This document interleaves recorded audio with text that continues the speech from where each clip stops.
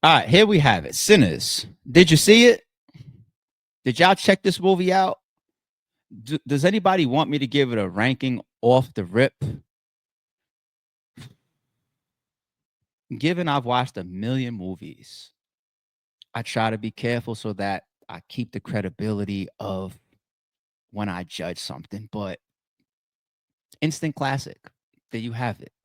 If I want to just put on a scale of 1 to 10 within the genre, because it crosses multiple genres. Some people could call it a horror. I think, given the nature of the vampires, like, how do you not put it in the horror genre? But then there's also like a drama genre that's there, you know, a little bit thriller too. So if I had to look at it within those genres, I would probably still, I mean, genres. Drama is so deep as far as the movies that it has in, like, let's say the last 5 years, that maybe it wouldn't be as easy to give it a 10 if it was a specific drama type of, but it couldn't be. From a horror standpoint, I think the horror genre is really, really messed up. And they don't got a lot of great stuff that comes out over like the last 10 years. It's like very infrequent that you get classic movies in horror genre. But this is a classic. This is an instant classic movie. And I'll give you a little backdrop as far as me even walking in to this to begin with. I don't know how I got so lucky. I didn't see a single trailer and I had no clue what the movie was about. To the point where last week I said, I got to make time to watch one of these new movies that people is telling me about. My man, Dr. God, he texted me and he said, you need to watch Alto Nights, you know, and, mafia movie based on true stories. And Sinners, I saw everybody and mother sinners, sinners, sinners, sinners, sinners. And I got lucky enough to avoid clips and context. And last week I chose Alto Nights. And this week I said, all right, let me get to the theater and let me go see Sinners. And how I had no clue what it was about walking in. Spoiler alerts, people. Okay, spoiler alerts. I'm gonna drop as I'm talking about this. When I guessed it included vampires, there's a point in the, and I'm gonna come back and develop up to this point, but there's a point in the movie where the lead vampire, he pulls up to this crib and he's trying to like swindle these people for coming in, because the rule of vampires, you have to allow that in. You have to invite them in. That goes all the way back to our Lost Boy days, right? So there's a point in the movie there where he gets invited into a home and he didn't reveal that he was a vampire yet, and like some vampire hunters come to that house tracking him. Now, you don't know that they're vampire hunters, but the sun is going down, it's getting a little dark, and the guys that pull up on the crib hunting the vampire, they're like, listen, we need to act right now. And the people that live in the crib, they're like, nah, get out of here. They think that they're just protecting a guest, right? And then one of them says to each other, like, yo, it's getting late. It's getting too late. Like, we gotta go. So I was just like, that seems a little vampire-ish. Like, that's when I was like, I think this shit got vampires in it, B. And for some reason, I've been hearing things that this is a horror movie, right? But I don't know how. But okay, cool. That must be it. That was my first key. But let me go back now to the beginning. Why is this such a classic movie? The layers of this movie are so incredible. If you just pay attention to the action and the vampire and the horror piece of it and everything, then I guess it would be a mix of Django, Dust Till Dawn, because Dust Till Dawn is like that a little bit too, where almost like the first 40, 50 minutes of the movie, you have no clue that it's about vampires. It gives you that vibe a little bit. But where this one excels is within like the first 40, 45 minutes, before you have any clue of what it's about, the development of the characters is so stellar. So Michael B. Jordan, oh my God, dude, oh my God, playing these two twins. Um, who does he got? Smoking Stack. Now, if you say it fast, Smoking Stack, right? But one twin named Smoke, who is the more brash, tougher, no nonsense type of brother twin.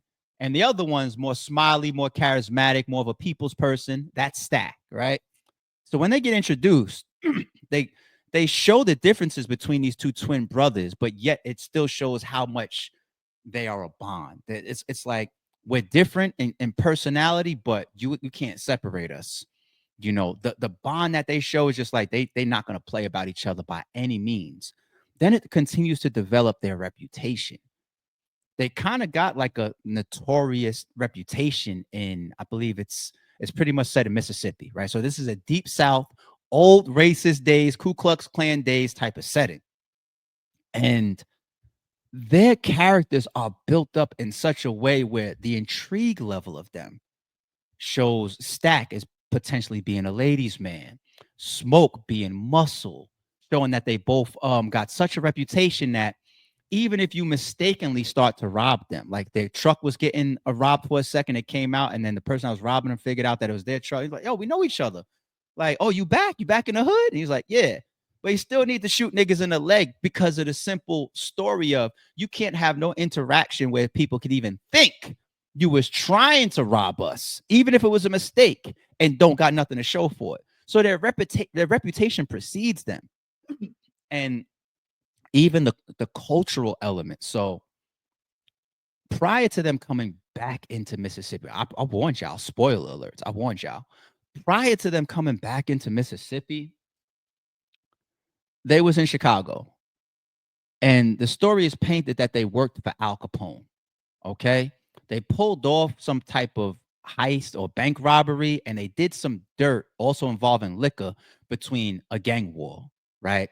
But people didn't know it was them. So they made off with a lot of money and then came back to Mississippi, left Chicago, right? When they get back there, they use some of their money to purchase like a barnyard, right? That they were going to turn into a um a blues house. Think of it like a club, okay? But even the initial purchase, they purchased from like this racist Ku Klux Klan guy. And then after they purchased it from the dude, like they warned him, like, now, don't be coming back around here. It's our property now. Any we see any Ku Klux Klan people on these grounds, we're gonna shoot them on sight. So it's just like, all right, there's an element there now. Are we gonna have this cultural clash of strong, sturdy, not for nothing black free men and the Ku Klux Klan, right? So you got that element. You got the element of Al Capone used to work at Al Capone, and y'all left Chicago with all look like y'all left Chicago with a lottery ticket, and all this liquor in your truck that's stolen. Is anybody gonna come looking for you behind that? You got that element. You got the element of Stack and this white woman that tracked him down, like, oh, so you back in town, but you left. And there was obviously an item and in love prior. And I'm looking at it like in those times, looking at a white woman the wrong way, a white woman saying that you did something, whether it was a lie or not, get you killed, get you hung. So you got the sole white woman coming around the black guys element. Then you got this vampire element. It's just, yo, the way that they intertwine all these different layers to the movie is incredible. And one of my favorite layers that they mix in is one that I just spoiler alert, this is an audio book. I'm in mode. I'm in mode. One of my favorite layers to the movie that they mix in is the power of music. Oh my god. Oh my god. So what do they say about music? Is they say like the devil uses music a lot, and they paint a picture of another one of the main characters, Smoking Stack's cousin. I think his name is Sammy, right? He has a talent of being a blues player.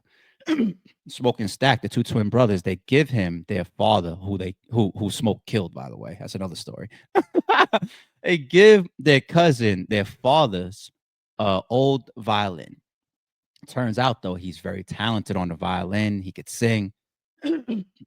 Even his father, who was a pastor, wanted to keep him away from the cousins and the music, which he felt was something that could lead you towards sinning, right? I guess there's a little vibe there that applies to all of us. Music is infectious. music is soul stealing, right?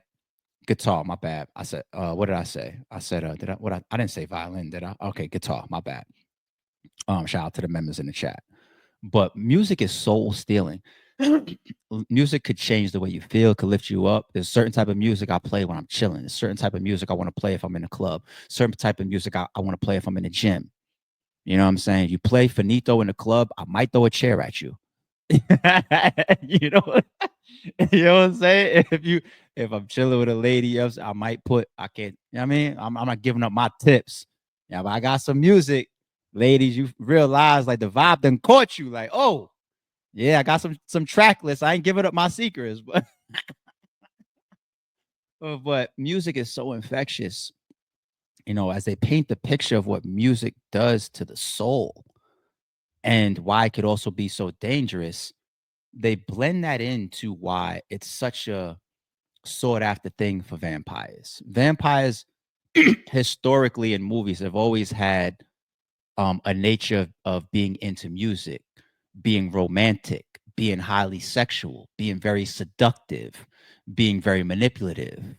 Um, those are some of the elements around vampires, okay? And the music and the vampire layer goes hand in hand. There is a scene in this movie. If you've gotten this far and you didn't see it yet, I won't fully spoil this. There's a scene in this movie pertaining to the cousin Sammy playing music as they get into that blues night club and they got it lit and the crowd is there and this is opening night and it's up. There's a scene in this movie where they show the blending of eras of music, but it's happening from a spiritual standpoint. It's one of the best scenes that I've seen in years. If you ask me, yo, what's some of the best scenes that you've seen in the last 3 years? I'm not going to OD. 3 years. You ask me for like a top 20. This scene is going to be in it. It's not an action scene. It's not a fight scene. It's not a horror scene. It's not. It's a scene that just covers so much depth. If you really are catching on to what has been built up to this point in the movie, the cultural vibes, the different eras, the spiritual soul attachment to just being overtaken by a moment, having life's moments where you just lose everything else and you are just gone. That's what music it is so incredible. And once again, it's another reason why the vampires are so interested in even Sammy because of his ability to do that musically. Oh my god, as I'm replaying this in my mind right now while we're talking, this is an incredible movie. This shit is incredible. So once you get to the all right, we're under attack by these vampires. There's a lot that happens that I'm skipping now. But once you get to that point of we're under attack, um, it's so dope because that you must be invited in element. And I think the two best depictions that I remember of that, one is Demon Knight. Remember Tales from the Crypt? The movie Demon Knight? It wasn't about a pure, well, it was kind of about an invitation. The demons had to stay outside because they had those seals around the doors and the windows, so they couldn't come in. But the main demon was trying to find his way into people's minds by like on some exorcist type of shit, like exorcism. You know what I'm saying? He's trying to find their weak points. This person is alcoholic, or from liquor. This person likes women, and corrupting their mind. And if the demon was able to corrupt their mind, he can come into the house through them, right? And then movie like Lost Boys, right? The main vampire that was acting like he was trying to be the mother's boyfriend in the movie Lost Boys, classic from our childhood. You have to be invited in. And that element here, as they're under attack, they play it, it builds great suspense. You got these dangerous ass vampires outside, and they're not trying to go anywhere. You got to make it until the sun comes up. And who was gonna fuck up in some way and be the reason why they are invited in because they have that manipulation about them. Like I ain't gonna say the brother spoiler, but you play on people's heartstrings, you play on their weaknesses, and if you can get that invitation, I'm in there. So do they eventually get an invite? Ah, but the climax of the movie, you think it's vampire versus non-vampire. That surely is the climax, but then they add another climax of the Ku Klux Klan coming back in. Like what? Like I was good if we ended it with the vampire piece, but there's a second climax of Michael B. Jordan and his ultimate destiny, um, along with and his ultimate closure, along with the clashing of the times, black and white, right? And then they have the nerve to add what you could damn near call a third ending layer, which is post credit. And it's perfect. It's fucking perfect. Like they took a book out of the movie Avengers. It's like, nah, like credit started moving a little bit, sit your ass down and don't move. And they keep you there because there's been a lot of movies that some of us has walked out of thinking like, all right, it's over because the credits roll in that traditional fashion. They didn't do that with this one.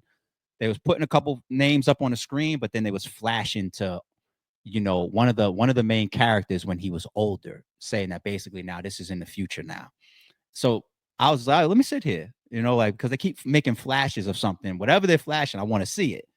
And then the full end scene post credit starts, and it's just like, that was dope. That was dope. You know, I'll close it out like this: that post scene or that post credit scene, it shows that despite vampires being manipulative as shit, because once you're a vampire, your alliance is taken over at that level, right? You're like infected, like that demon nature of you, right? You're not yourself anymore. And even they show that element even within the movie at times by people that was turned into vampires. It's like you're not yourself anymore, right? As manipulative as they are, the end shows that vampires can still have integrity. So if you see the movie, you know what I'm talking about. You can still have integrity. You can still keep your word, even as a fucking vampire. So, yo, the movie is incredible, man. Y'all gotta see it. Y'all gotta see it. If you haven't seen it, instant classic. What's the chat? What was the chat saying? So shout out to anybody that's here and you went through the spoilers. You feel it. I'm going to see it again. Me too. So last night I was watching a bunch of I watched the new Rockstars egg breakdown, Easter egg breakdown. I watched some ending explained videos because when you leave a movie and it still has you there, you know you saw something. I left the movie theater and I still was wanted to keep. I wanted more. So I get on YouTube. I'm looking at Easter eggs. I'm looking at ending explains to see if there's layers that I missed or things like that. And there is a bunch of shit that you will miss in a movie like this. The way that they put it together is incredible. So you can't even catch everything on the first go round, right? There's some in your face stuff to make the movie flow well and make you fall in love with the characters and the plot. But then there's so many little small subliminal stuff that they have done where watching it once or not going out there and getting the breakdown, you just won't know everything about what these people put together from a movie like this. You won't know. You have to go break it down. It's incredible. It is fucking incredible. DMV doll plea. Oh, DMV doll with the new default picture. Shout out to what's going on here? Let me see. She got a hard head and all that. Beautiful default picture, DMV doll. Shout out to you. Um, I love how the love interest wasn't some small petite framed woman. Oh, for Smoke. Yeah. Yeah. Smoke's love interest. That was a deep situation. And I like how they showed, the complexity of their relationship, you know, the differences between religious or spiritual beliefs, right? Um, Priorities being different between them, maybe, but they had such a strong connection. That you just called one out. Me, it's like that. That relationship is so dope, and that's why she asked him to do something to her if she ever ended up in a certain spot because of their connection. And then look at the end as he was transitioning. Right? Like that's the literal word for it. As he was transitioning, who does it it's their relationship because that grave site was really something that he needed completion towards. There's so much. There's so it's this is so it's so dope. It is so dope, man. It is so dope. It is so dope.